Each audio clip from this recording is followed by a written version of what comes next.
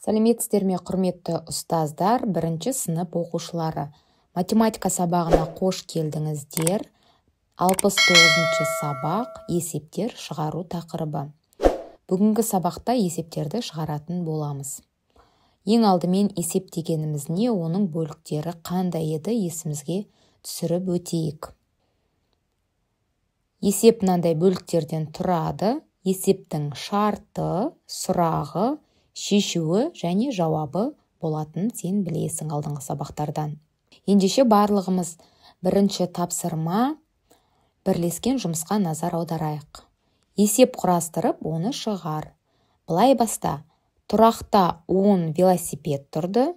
Балалар серуендеу үшін бірнеше велосипедті алып кетті. Балалардың санына назар аударайық. Неше велосипедті алып кетуі мүмкін? Дұрыс айтасыңдар, 4 велосипедті алып кетті. Енді есебіміздің шартын құратын болсақ, болды бізде тұрақта 10 велосипед, алып кетті 4 велосипедті, қалды қанша велосипед? Өрнекті азайту амалымен табамыз. 10 азайту 4 тең 6. Жауабы тұрақта 6 велосипед қалды. Балалар, осы есептің сызбасында толықтырып шығайық. Бізге берілген бүтін санымыз ол 10. Бүтін санымыздың бөлігі, бірінші бөлігі ол 4 сан. Екінші бөлігін табу үшін бүтін саннан бөлікті азайтамыз. Яғни 10-нан 4-ті азайтамыз. 10-нан 4-ті азайтатын болсақ, 6. Енді балалар, дәптеріміздегі бірінші тапсырма тура осы есеп болғандықтан, біз осы есепті құрастырып, оны ары қарай толықтырып қоямыз. Екінші тапсырма. Есептерді шығар, өзіндік жұмыс. Номері екінші тапсырманың А тапсырмасына назар аударайық. Балалар дене шынықтыру сабағының мұғалімімен бірге велосипедпен саяхатқа шықты. Олардың 5-еуі қыз және 4-еуі ұл. Барлығы неше бала саяхатқа шықты? Ең алдымен есебіміздегі сандық деректерге назар аударамыз. Есебімізде қандай сандар бар? Дұрыс айтасыңдар, 5 және 4. 5 дегеніміз кімдерді білдіреді? Дұрыс айтамыз, 5 дегеніміз ол қыздар. 4 дегеніміз ол ұлдар. Есебіміздің сұрағы барлығы неше бала саяхатқа шықты? Яғни барлығы неше бала екендігін табуымыз керек. Ендеше есебіміздің шартын құрайық. Қыздар 5-еу, ұлдар 4-еу, барлығы қанша бала? Барлығын табу үшін біз қандай амалды пайдаланатын едік? Дұрыс айтасыңдар, қосу амалын пайдаланамыз. Шешуі 5 қосу 4 тең 9. Жауабы барлығы 9 бала.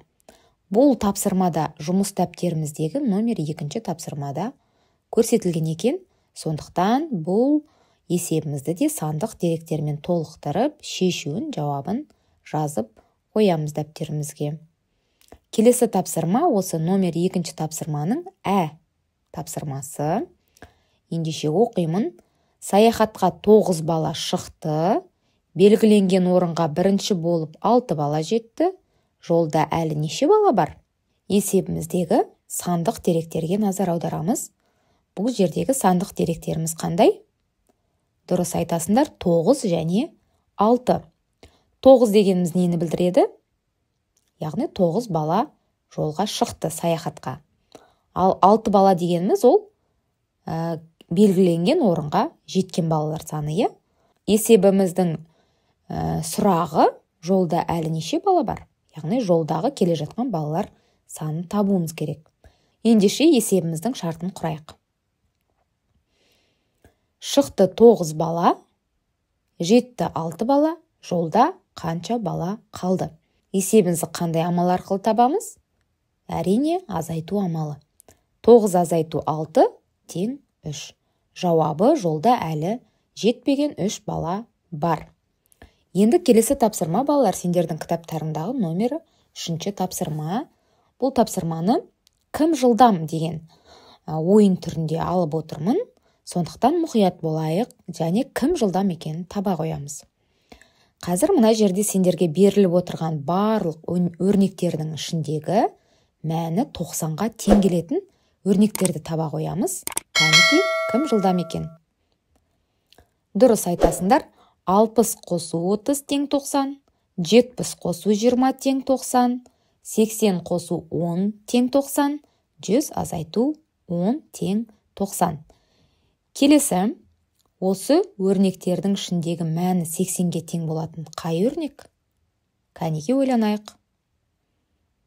Дұрыс, 60 қосу 20 және 50 қосу 30. Келесі балалар, мәні 70 болатын өрнекті таба қойыңдар. Кәнекей ойланамыз. Дұрыс айтасыңдар, 70-ге тең өрнек жоқ екен. Келесі, мәні 60-ға тең болатын өрнекті таба қоямыз. Дұрыс, 40 қосу 20, 100 азайту 40. Келесі, мәні 50-ге тең болатын өрнекті табамыз. Дұрыс, 70 азайту 20. Келесі, мәні 40-қа тең болатын өрнекті табамыз. Дұрыс айтасыңдар, ондай өрнек жоқ. Мәні 30-ға тең болатын өрнек. Ол да дұрыс. Ондай өрнек бізде жоқ. Мәні 20-ға тең өрнек бар ма екен? Дұрыс таптыңдар. Мәні 20-ға тең өрнек бар екен. 40 азайту 20, 60 азайту 40. Келесі, мәні 10-ға тең өрнек бар ма екен? Кәнекей ойланайық. Дұрыс айтасыңдар, ондай өрнек жоқ. Соңғысы, мәні 0-ге тең өрнек бар ма екен? Дұрыс таптыңдар. 100 азайту 100 тең болады 0. Тамаша. Келесі балалар, 4-ші тапсырма, сен зерттеушісің айдарында. Сиқырлы сандарды тап. Көріп отырғандай, мына есепте велосипедтер берілген. Бірінші өрнекте көк түсті велосипедтерді қосатын болсақ, мәні өрнектің 90-ға тең екен. Бізде велосипедтер саны 3. Әр велосипед қандай санды көрсетуі мүмкін? Дұрыс тауып отырсыңдар. 30 қосу 30, қосу 30 тең болады 90. Сонда біздің көк түсті велосипедіміз 30 санына тең екен. Тамаша, оның астындағы тапсырмаға қараймыз. Көк түсті велосипедіміз 30 санына тең болса, қызғылт түсті велосипедіміз қандай санға тең болуы мүмкін? Өрнектің мәні 50. Дұрыс айтасыңдар. 20-ға тең. 50 азайту 30 тең 20. Яғни қызғылт түсті велосипедтің саны ол 20-ға тең екен. Тамаша, 3-ші тапсырмаға қараймыз. 3-ші тапсырмамызда қызғылт түсті велосипедімізді біз тапқанбыз, ол 20-ға тең дегенбіз. Ал өрнектің мәні 80-ге тең, ал сары түсті кішкентай велосипедіміз қаншаға тең болуы мүмкін? Дұрыс айтасыңдар. 80 азайту 20, азайту 20 тең болады 40. Сонда сары түсті велосипедіміздің саны 40-қа тең екен. Өте жақсы, жарайсыңдар.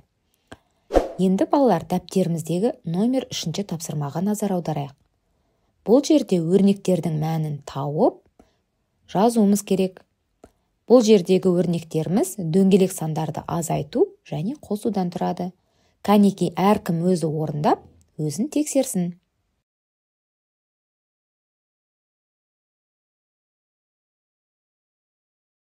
Ендеше өзімізді тексерейік.